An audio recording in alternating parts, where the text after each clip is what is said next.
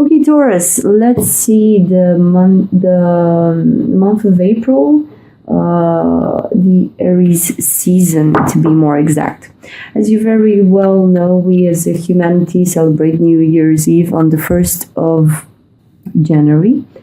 Normally, we should start the new year with the start of every season. So that would be the 21st of March. Spring equinox should be the start of the new year, because in Pisces season we all know that Pisces is a symbol for the old man and the unborn child, which is waiting in its mother's belly to receive form. So don't take it so harsh upon yourself if you've set New Year's resolutions or goals and you failed at them, because it's like the worst time in a year to set goals, January period. But now, every seasons, we already have a card out. This would be the Four of Swords. Now, my dear Taurus, I feel you are a bit protected here with the Four of Swords. Now, swords usually talk about thoughts, okay? Thought patterns. Here we have arguments. We have any science that deals with the mind. So let's see, the Four of Swords. I feel like there is something that you're not putting to rest. And we know Tauruses to be a bit of a hoarders, not only when it comes to physical objects, but we're talking about people, we're talking about relationships, we're talking about facts. Maybe you have some facts from the past which are keeping you awake at night, but it's somewhat not restless in a way, but it's not moving on the physical plane, okay? So some of you may be bedridden with some sort of illness. Others of you may be in isolation from other people.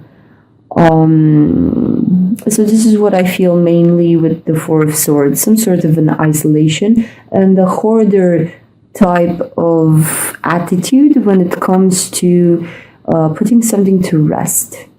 Taurus, I know that no one can tell you what to do, but I think this thing that keeps you up at night needs to be addressed. And as I mentioned before, for those of you who are bedridden, there's a silly story here where if you run away from some things which, let's say, should be dealt with, to be more exact, you have several things inside of you which need to be put. But for each and every one of them, there comes a time when it's bubbling so much inside of you, you've twisted and turned the situation or the aspect or the concept on every side possible. Okay, you've seen all the facets, and yet, my dear Taurus, cannot let go of it. So you're keeping yourself stuck here with the Four of Swords. As you can see, this here, there's a person which is lying down on the snow, doing some sort of a ritual, I think. Okay, so you're protecting and you're shielding yourself for what exactly? If you have ran away from this aspect for so long, the universe can at any point in time just come in and steal like your ability to move out and about. Okay, so for those of you who are bedridden, try and see if there is something that popped up since you are obligated to rest. Okay, the universe doesn't need to yell at us with accidents, with strange events happening all around us that put us in danger. Okay, so if you would face your issues, maybe the universe wouldn't need to put you in this state. 1 second, because one card just flew out of the deck while I was shuffling. And after the Four of Swords, here afterwards comes the Six of Pentacles. So you're moving from one extreme to the other. It's like my Taurus has been missing for quite a while. And when he comes back into the world, when you come back to meet and greet people, I see you in the Six of Pentacles energy, where you give so much of yourself. But Taurus, deep down inside, aren't you giving to other people in order to fix them in the way in which you need fixing here? Because Taurus, you're a giver, okay? No doubt. When I see the Six of Pentacles, I clearly think about Taurus. You're gifted in this life with having human comforts, let's say. And there's no need for me to repeat the fact that most of you Taurus, actually share this goodness with others. But here I feel that you run the risk of trying to fix something within you which you're incapable to do. It's like letting that one thing to rest, okay? Let it die completely and be gone from your system. You're holding on to it, and whenever you come into contact with other people, because you need to point your horns in a direction and actually go towards the people in your life, whenever you go towards them, it's like you're overgiving of yourself and your goods. I almost feel some of you are betting on the fact that if I give to others, this is sort of a good karma that maybe, just maybe, it could somehow come to me in this very easy way and have this whole thing dissolve here, this inner conflict here. Taurus. It's not bad, okay? So the Six of Pentacles, I'm actually happy to see the Six of Pentacles. I love seeing people collaborating with each other, okay? And you Taurus, it's like you have a lot of abundance and wisdom to share with others, okay? But try not to get lost in, how should I say this? Okay. Try not to get lost in helping people with one situation. So what I mean to say is that give a man a fish, he will eat one day. Teach a man to fish, he will eat for a lifetime. Okay, so he will not starve a day in his life. I would advise you to think about this whenever you open your mouth or your wallet or anything to help anyone else, okay? Because you run the risk of giving too much energy for isolated cases from which those people that you're trying to help won't understand much in the end, okay? I mean, you help them transcend one thing, and when the new thing comes, that person is back to square one, okay? Because they had like no contribution. I'm sorry, Taurus. Okay, and the other two cards that popped out are the Three of Swords and the Queen of Pentacles. So it's clear as daylight, okay? However much you would like to portray this beautiful, healthy, and abundant energy, I see you flanked here by swords. Okay, so we have the Four of Swords and the Three of Swords. This is somewhat going backwards. So, what I'm thinking here with the Three of Swords, this is heartbreak. Okay, but the swords are lessening in a way. So we're going backward.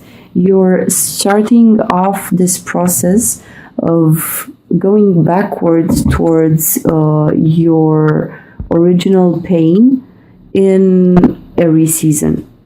So we're going from being inactive, sort of paralyzed in a way by the things that are inside of you. So I'm thinking the thoughts that you have of not letting something go, and now I see what you're not letting go. This is some sort of heartbreak that may have happened in the past or not, but in spite of it all, you still find the energy and the time and the resources necessary to share with others.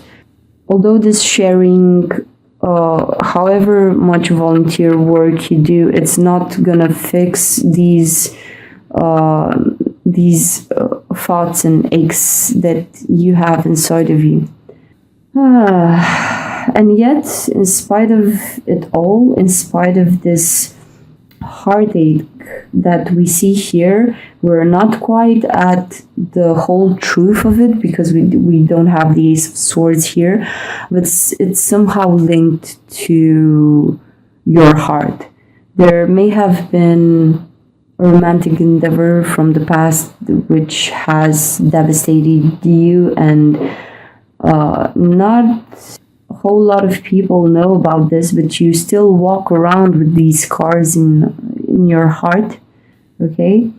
But in spite of it all, in spite of all of this, my beautiful Taurus finds the energy to center yourself in Aries season, because I see here the Queen of Pentacles. So at the end of the day, in spite of whatever has been, Taurus, at the end of the day, you're still a wonderful girlfriend, a brilliant lover, a sister, a mother, a father, a brother, all in one. Okay, so the Queen of Pentacles is like all the family you need in one person. This is an abundant person taking care of the richness that she holds. I mean, if you can see in this card, the Queen of Pentacles has like a dog sitting way down here at her feet. So a healthy Taurus would make anyone feel this warm, comforting feeling that maybe they would find themselves in, these people that are near you would find themselves enveloped in a general feeling of love and goodness and abundance. They feel taken care of, okay? Because you're very capable here of handling all that is, okay? So this Queen of Pentacles, you Taurus, I think you're holding back. I think people can only see and maybe notice this Four of Swords. It's like your absence, but this is you being on your own and letting these thoughts run through you. And on the exterior part, people only see you as being very, very abundant, very well put together, very empathic towards others, because you help a lot of people, okay? Yet our dear Queen here has something hidden here in the heart. Yes, it's sort of a double life sort of theme here. So the base for Aries season would be the bottom of the deck here. So the base for everything that is happening in Aries seasons would be the Eight of Wands. Okay. Now the Eight of Wands, I can see how this would be the source for everything here. We have a quick exchange of information. We have messages going back and forth. Okay, but these are somewhat repetitive conversations that I've had before. So this is the feeling that I get. It's like, however much I would try to twist and turn this truth inside of me, I'm not at the core of it yet. And the fact that 8 here talks about infinity, it also talks about repetition. So I'm thinking that you have someone in your life who is giving, you're exchanging messages with. Okay, so this is not someone new. This is someone that you know from a long time ago. This is a person which holds some sort of importance in your life. My problem is that we're having the same conversations. Okay, so we've discussed about this several times, yet the situation is somewhat unresolved. You're trying to resolve it by being okay within yourself and just letting this pain be here. So I'm not happy about what you're going through, Taurus, but I'm confident that you will be well enough given the fact that we have the Queen of Pentacles here in the reading. Okay, so whatever you do with these conversations, I see they act as a catalyst for this whole process, but you will be fine, Taurus. You'll actually be fine. Okay, so the result, what we're expecting, and the higher meaning for Aries season, we have here the Two of Wands. So this is, whoops, sorry, my bad. So the Two of Wands here talks about making a decision. Okay, so the higher meaning for every season is that you need to take a decision, and I feel it's here linked to the Four of Swords and the Three of Swords. It's probably a heartbreak. I mean, for some of you, I can clearly imagine some ex of yours coming back, having some discussions now at the end of March, and setting you on this abundant martyr type of quest where you get lost inside of you for something that means, yes, okay, it means the world to you given how much it's affecting you, but in the long run, is it actually worth it if it makes you feel this way? Like you need to be, I'm not saying you're fake, but clearly you're not together with this heartbreak here. Okay, so the higher meaning for Aries season would be that you just need to let some things go. Okay, so the Two of Wands, if you take two wands, it's almost forming a portal. So here you have to make some sort of a portal for yourself to just untie yourself from these situations. Now, if you can see this person here, you see them, they are being tied to the two wands, but he has one hand free. So you're not particularly stuck in the situation. I feel you have all the liberty that you need to take a decision. The only thing that is stalling is you. I don't know the reasons for which you are stalling and grabbing hold of this situation. You should just let go and move on with the new. Okay, we don't need the past together with us. nowadays. If this heartbreak is recent, by all means, yes, take your time. Let that pain drive you into this catharsis moment where you rise above the event and understand that life is life and you have to be taught in this way. Because if it were easy, we probably wouldn't appreciate the lessons that we are given, or we wouldn't even bother to gather up the knowledge.